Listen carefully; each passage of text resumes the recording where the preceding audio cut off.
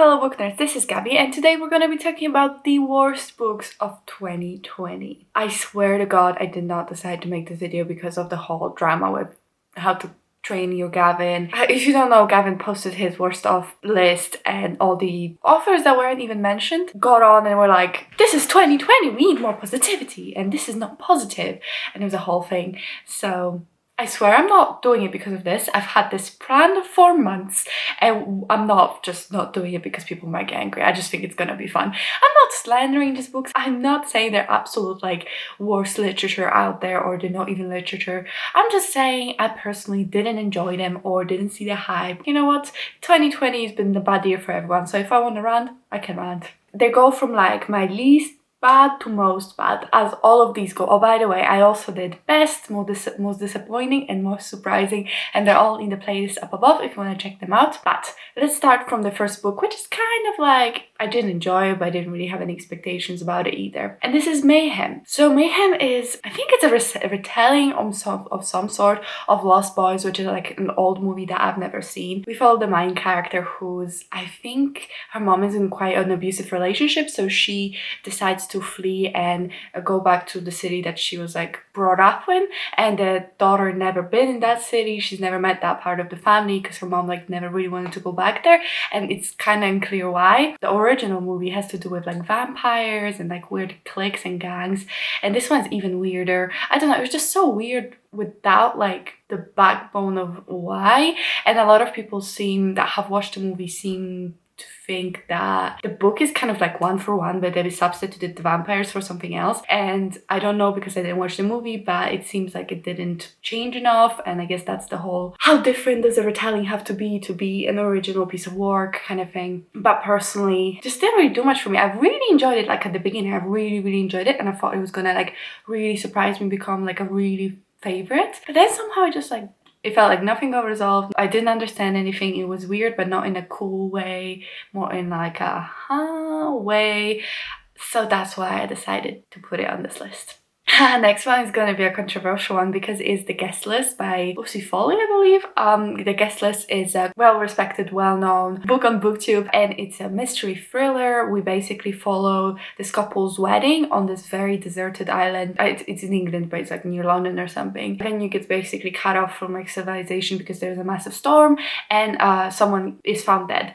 And the way the book is structured is that first we find the body, but we don't know who it is, and then we go back into the past from different people's perspectives. It'll be interspersed with finding the body in present time. So we're finding out who the victim is as we're finding out who the killer is, and just really didn't do it for me. Maybe I just like more linear, more straightforward fantasy in the whodunit, because this seems like it is a whodunit, but it's a different kind of whodunit, and it just didn't really work for me. I had such high expectations because everyone seemed to have loved it so much that in the end I just didn't see the hype. I thought the ending was just so convenient, how everyone knew each other and everyone had some kind of stake in this murder, and it like could have been everyone because the person that died was not a nice person. It's just like, I thought it was gonna break me, be my favorite new thriller, absolutely break the bank in terms of like genre conventions, and it just didn't. And I don't know why I had these expectations, but they were too high and they were not met. So the next book is The False Prince. That was like the only book in my library that I could have taken out as like an audiobook that was like readily available, and I just wanted an audiobook. And this, we follow a story of this orphan child who gets taken to the palace, and basically the person who takes him is like, you're gonna pretend to be the prince because the prince's family got murdered, and so did the prince, and they basically don't have a ruler and they don't want the coup to happen and like a whole new batch of people to take power, so they want to lie about this boy being the prince. It was fine, I guess. It was just kind of predictable. Yeah. In the end, it turned out really predictable. I did not care for the main character, didn't care for any of the side characters. I think there was a big like, let me monologue how I found this out, blah blah blah.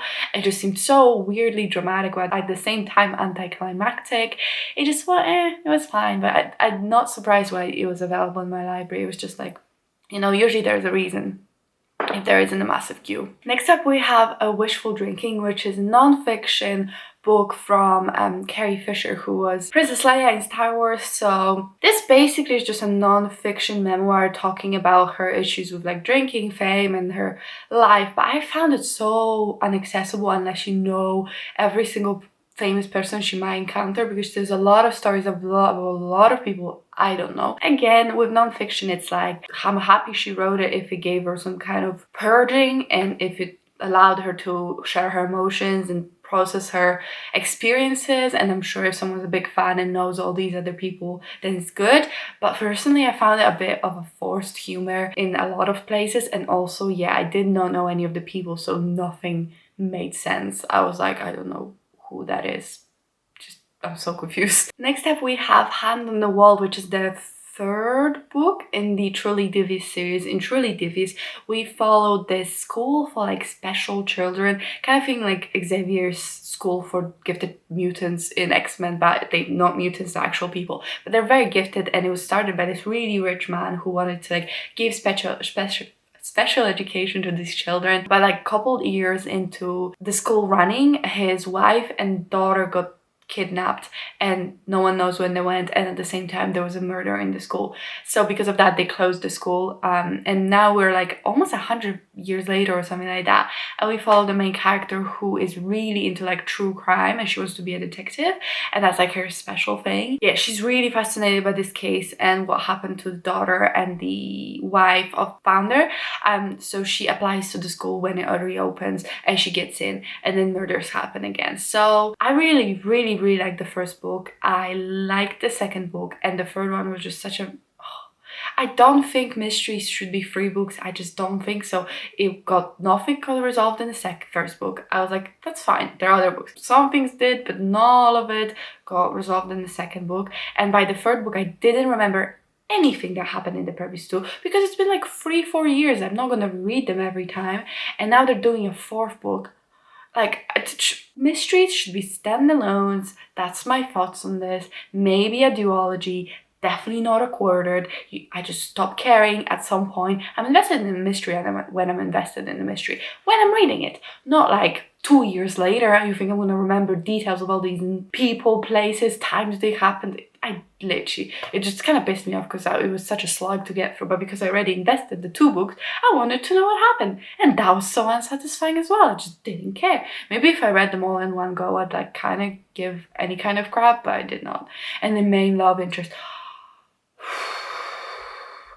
Don't get me started. Oh my god, I hate him with a passion. Oh my god, what a privileged little prick who thinks he's so much better than everyone else on earth. And the main character kept simping after this boy, and he's just like, why? There's literally nothing attractive about him. He's a little whiny child. Okay, the next book I put on the list is The Other People, and I think that's by C.J. Tudor. But I'm not gonna lie, I don't remember literally anything about this book. I must have not liked it to put it on the list, right? I think it's about this man that like is going back home, and he thinks that the car that goes up opposite him has his daughter in, but he's like, well, that's crazy. My daughter's at home with my wife. And then turns out his daughter was kidnapped, and he actually saw the kidnapper. I don't remember why I didn't like it. I don't remember what really... I'm having flashes. I liked some of it. I remember liking it in the beginning. Wow. This is a good list, huh? Okay, the next one I do remember things about. So this is Serpentine Dove. And this is a book set in like medieval Paris or something. And we follow the main character who's a witch. And because of some like misunderstanding thing, she has to marry a witch hunter. And I really found this premise interesting. I mean, if you know me, you know I love like forbidden romance and like push and pull and all that, but in the end it was just like so meh, just not that good. It had weird racial undertone, like, and the main character's friend is black and her name's Coco. It's just a bit weird. And then there were other things, and the French, and okay, the tone was weird as hell. They would use these very modern like sayings and have very modern moments that would just take you out of the story. It was supposed to be set in France, and then I don't even think they used French properly, so just the lack of care there is a bit hurtful. I'm not even French, but you know, I didn't find the romance enticing. I didn't find the characters that angsty, or maybe too angsty. I don't remember. No. I read a book recently that I think could go on this list, and it was The Christmas Killer. I didn't plan on adding it, but I only have 8 books written down, and most of them I remember nothing about, so this is a really bad video, guys. The Christmas Killer, I read it recently and it was not good. The premise is that this guy moves to the small town with his wife where she originally comes from, and that's because his work involves like working with like not serial killers, but like really dangerous people. So he was like, that's dangerous, let's go back to like this small town. A couple days before Christmas, he gets this Christmas card being like, oh hello, there's gonna be 12 murders for 12 days of Christmas, happy Christmas. And it was so obvious who done it, not because the clues were there, but because I was like, okay, who's the least likely person to be it, and I'm gonna say that's the person. And I was right. There weren't even 12 murders. They didn't even get close. It was only like 3. You promised me 12 murders and you give me 3, and all of them are done the exact same way. So boring. And then like they missed days and they didn't even say anything about it. Like they were like, 12 days, every day I'm gonna murder someone. And then they killed like 2 people, then they had a break, then they killed more people. I'm like, what happened to the 12 days? That was the whole premise that you sold me on. I don't understand. And then there was a blizzard in England. It was just so not it. I don't know, it was not what I wanted, not what I expected. I was disappointed. Next one is also a thriller. Maybe I should just stop reading thrillers. But it's the last book, the most disliked book, I guess. And it's The Last Time I Lied. And here we follow the main character who, when she was younger, she went to this camp and the 3 people that were sharing her cabin disappeared and no one knows what happened to them in the middle of the night. And she feels like, first of all, it could have been her because she was literally sleeping when they disappeared in the same cabin, and also like what happened, why them, and she's like really obsessed with them. She's an artist and she keeps like drawing them in her paintings and like putting out paint over it, and it really never like left her. She was like always so obsessed with it. When she has an opportunity to go back to the camp, she takes it. And I don't know, I just found this book so pointless and boring, and we just kept following this Moran character who just kept going on about things that didn't matter, and then the ending was just so out of nowhere, and yeah, it was all very weird now that I think about it. There was like a whole ass freaking Atlantis, if you read the thing, you know? I don't know, it was so weird. And yeah, the ending was weird, and the character I found insufferable, and nothing happened. For like 99% of the book, nothing happened. Because there's no new string of murders or nothing. It's just like you're reliving the past, and she was so insecure back then anyways. I can certify that I did not like that book. With Riley Sager, I feel like it's hit and miss for me. I really liked his other book, Home Before Dark, that just came out, but I did not like this one at all. I don't even know if I read any of the other ones. I am interested in the newest one. I definitely want to keep reading because the author has so many books out and seems really like well liked. So I'm curious, but I did not, I hated this book. I don't know. I almost got in the reading, so I'm reading it. And that's a sign of a bad book. Okay, I think that's it. I know it's only 9, but I had such a hard time picking these books. You can also look my most disappointing video. I definitely go into way more books then. If you watched this far, please leave the X emoji and thank you if you lasted this long. And I really hope you enjoyed the video. Sorry if it was a little bit weird. I'm good at the ranting when I remember what I'm ranting about. Anyway, if you enjoyed this video, if you could please like, comment and subscribe, I would really appreciate it. But that's it from me, and I'll see you in my next video. Bye!